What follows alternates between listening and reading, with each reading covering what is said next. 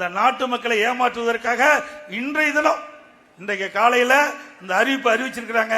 4 மூத்த IAS அதிகாரிகள் நியமிக்கப்பட்டு திராவிட முன்னேற்ற கழக ஆட்சியில் நடைபெற்ற பணிகள் செய்த நன்மையும் மக்களுக்கு எடுத்து போய் சொல்ல வேணுமா?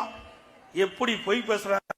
இந்த 4 IAS கூடுதல் அதிகாரிகள் நாங்கள் கேட்டுக்கொள்கிறோம், உண்மை செய்தி சொல்ல வேண்டும், உண்மையான செய்தியை நாட்டு மக்களுக்கு சொல்ல வேண்டும். அப்படி ஏதாவது தவறான பொய்யான செய்தியை திரு ஸ்டாலினுடைய வேண்டுகோளுக்கு நீங்க தெரிவித்தால் அனைத்து இந்திய அண்ணா திராவிட முன்னேற்ற கழக ஆட்சி 2026 வரும். அதற்கு தகுந்த பதிலை இந்த IAS அதிகாரி சொல்ல வேணும். கேவலமா இல்ல?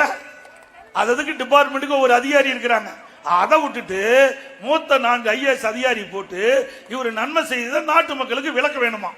புடிஞ்சு போச்சு கதை.